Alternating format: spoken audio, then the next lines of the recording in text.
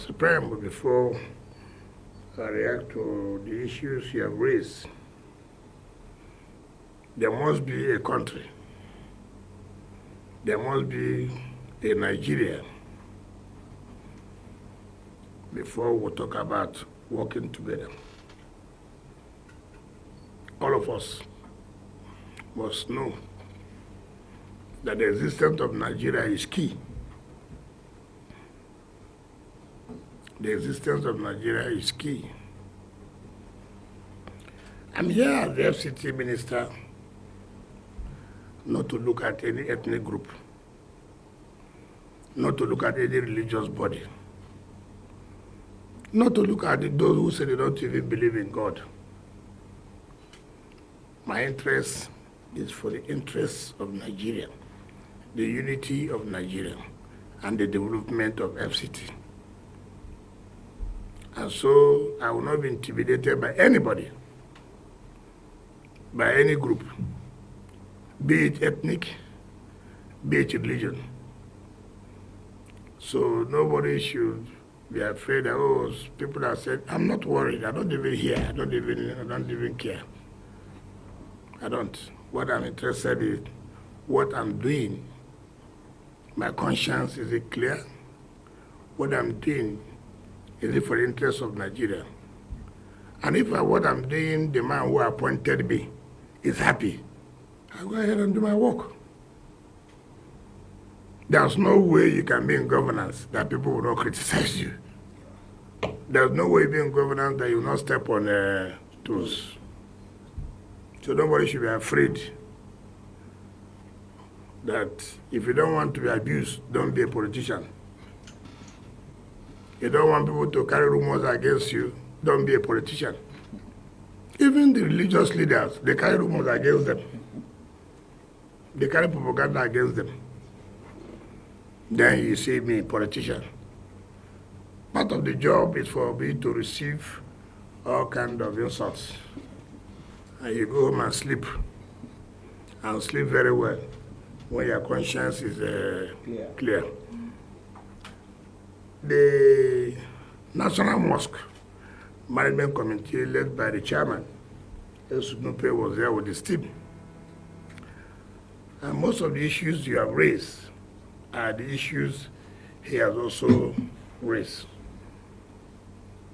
The former president, Olusegun Obasanjo, did say that the National Mosque is a national asset. So he said about the community center. So it's a national asset. And that is why the government can award contract for the maintenance of those two assets. If not so, we have no business to go and use government funds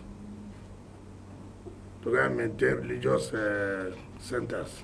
So what we are doing, because it has been accepted as national assets. Not only that, I hear there's a yearly grant of 50 million to the mosque, the national management of the convents and the Christian Association Center. In fact, I saw the one of the, which I'm ministering to you now, to pay to them, because I've not seen their own. It was also the same day that they came, and that was the first time I heard about contracts awarded for the maintenance of these two structures.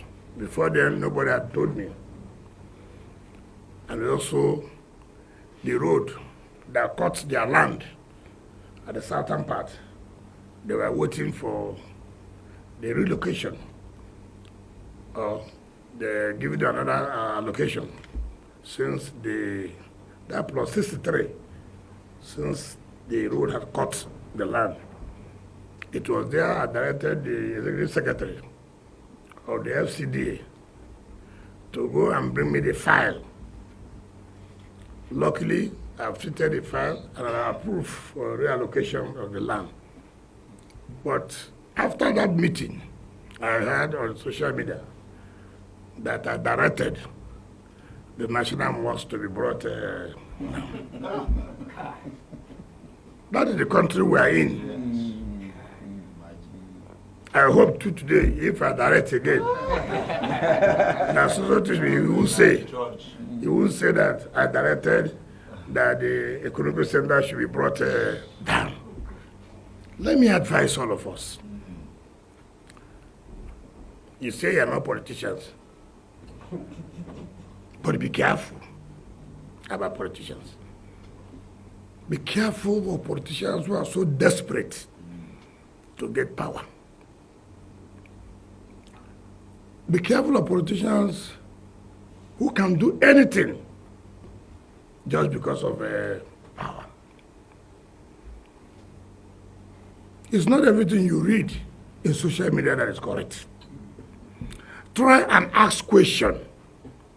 I'm seated here as the Minister of FCT. If there's anything you think, you hear that the FCT is trying to do not hesitate. Just like you wrote for this courtesy call, do not hesitate to also say, look, this is what we're hearing. Is it correct? So we'll be able to defend the government and defend ourselves. There are those who could not face us in the political field. What they will do is to roll back to you people, the religious leaders, and say, do you know this man? He hates you people. If he doesn't hate you, would you not have done this? Would you not have done that? And you fall into the trap. Pray for the leadership of the country. When once a leader has emerged, whether you like it or not, a leader has emerged. If God didn't want it so, the leader would not have emerged. That's why when people die, you say that's how it suits God. It's not true.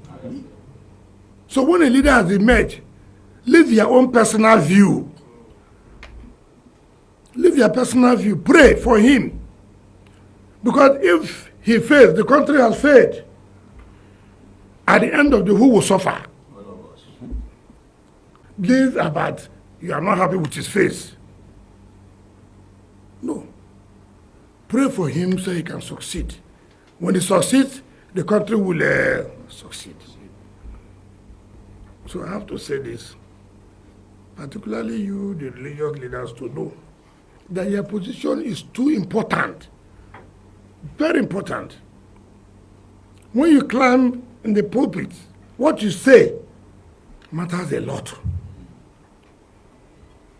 But once you climb there, you are talking to about 300 people, 1,000 persons, 2,000 persons. You are highly respected. So we must be careful in the kind of preachings, in the kind of things we tell our people that even not true. Not even true. Sometimes when I go to church, I see what people are preaching, I shake my head. I have to come, where do we get this fact from? Where do we get this story from? And I'm seated here as a senior government, and I know this thing does not exist. And you are clambering the pulpit and you are saying it. It's not fair. Every religious leader must be sure that whatever you say, the congregation, they listen to you. And if they don't believe you, whom would they believe? Let us not, out of sentiment, out of the person you supported did not win. Everybody must not win. God, all those who contest election are children of God. They are children of God. God will choose one. Yes. God has chosen a president for Nigeria. Let us pray for him to succeed. Let's leave who he voted for, who he did not vote. All those ballot papers have been torn, shredded. And the government must survive.